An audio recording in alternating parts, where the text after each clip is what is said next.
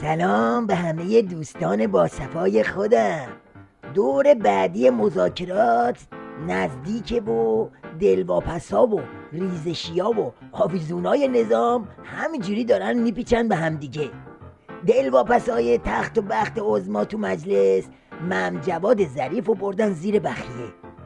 ظریف نظامم که اشوه‌های شطوریش فقط مال 5 به علاوه 1 به مجلسیا که رسید جای ظرافت ضخامت به خرج داد و با توپ پر از زهرخوری دفاع کرد. معتقدم که هرچه و هر که انسجام، همدلی و همبستگی ملی و روحیه مقاومت و خودباوری مردم دلاور را تقویت کند توان دفاعی کشور را افزایش داده است و هرچه و هر که بر طبل تفرقه بکوبد، مردم دلاور ایران را تحقیر کند و جهانی را که به عظمت و پایمردی این مردم و نمایندگانشان اذعان کردند به دروغ به شکلی معرفی نماید که گویی توان تحقیر این مردم بزرگ و دلاور را دارند، یقیناً بزرگترین خیانت را علیه امنیت ملی و اقتدار کشور و قدرت دفاعی مملکت مرتکب شده است.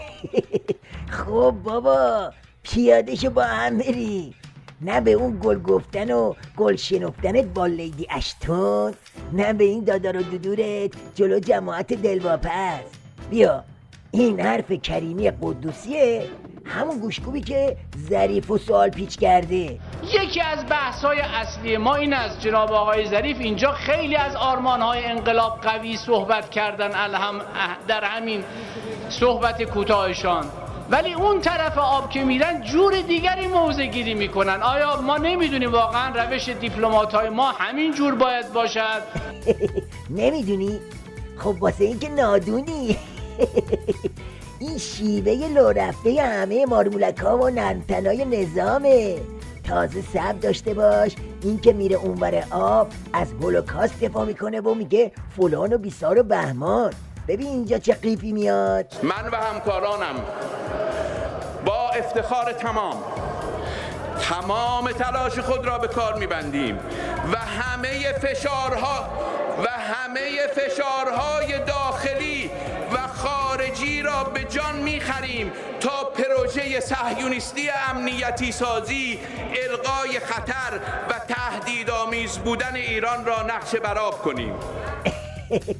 بابا این ظریف نظام با زبون بی زبونی داره میگه آهای مجلسیا الکی جلوی من قد نکنید، خود عظما پشت کاره، یه جرعه رو هم خورده باقیش هم بهش میخورونید، شما هم برید کنار بذارید باد بیاد. اینجوری میشه که سوال کننده غلاف میکنه و میره خفقون میگیره. گریبون ایشون آقای یک کلمه شما بگید قانع شدید یا نه؟ هی فلسفه میگین. شما قانع شدید؟ قانع شدید یا نشدید؟ پشت میکروفون بگید قانع شدید یا نشدید؟ اعلام کردم. قانع شدید؟ اعلام کردم. خیلی متشکریم آقای ظریف، از جناب عالی هم تشکر میکنیم. یه وقت فکر نکنید دلواپسی این یارو کریمی قدوسی رفت شده ها، نه دلشونه سر جاشه. مصلحت نظام این بود که قضیه رو بیشتر از این کش نده. اگه شک دارید از این معاون اول شیخ‌فری سوال کنید. تمام مراحل مذاکرات با مشورت رهبری است.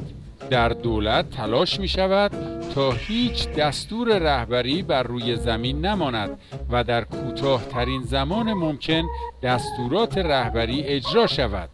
هیچی دیگه. پس چه سوالی، چه کشکی، چه دوغی؟ هر کی دلواپسه بره بشینه پای توصیه ابخم الملوک. خب کسانی هم دلواپس هستن، ما به دلواپس ها هم توصیه میکنیم که به عزم و امید مردم برای آینده اعتماد بیشتری داشته باشن.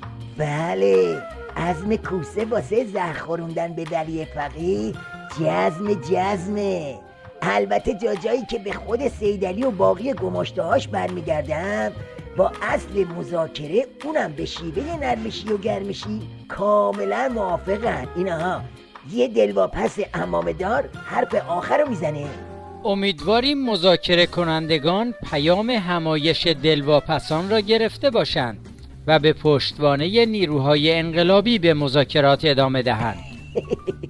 خب اینا که موافق مذاکرن، اونا هم که موافقن، پس دعوا سر چیه؟ چه مرگشونه این باندای گور به گوری نظام؟ بریم ببینیم سیدعلی در این رابطه چه چیزی رو خاطر نشان کرده. حضرت آیت الله خامنه ای خاطر نشان کردند مسئله تکثیر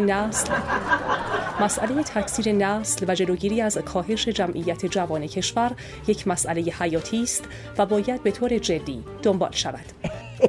زکی، تکثیر نسل چیه نفله؟ چشم باباقولی جک و جونورای باندت به دهن زهرمال توی که یه چیزی بگی، یه روزه‌ای بخونی، بعد تو وسط این قائله میگی تکثیر نسل. ما به هیئت دیپلماسی ملت عزیزمان و دولت خدمتگزارمان خوشبین هستیم. با آمریکایی ها البته بدبینیم، با آنها هیچ اعتمادی نداریم. آها، گرفتم. آقا دوزاری موشکاف افتاد، زهر اتمی زده گلوی عظما رو سوزونده، بدبخت از جرعه‌های بعدی میترسه. کوسه هم که تعارف نداره، میخواد اینقدر زهر بریزه تو حلق این ننه مرده تا مثل امامش پس بیفته. بعدم تاج اکبرشاهی و قیس علی‌ذالک. اما جفتشون آب تو هاون میکوبن و خشت رو آب میزنن. جفتشون رو باید به یه گاری بس. فینیش یعنی تمام.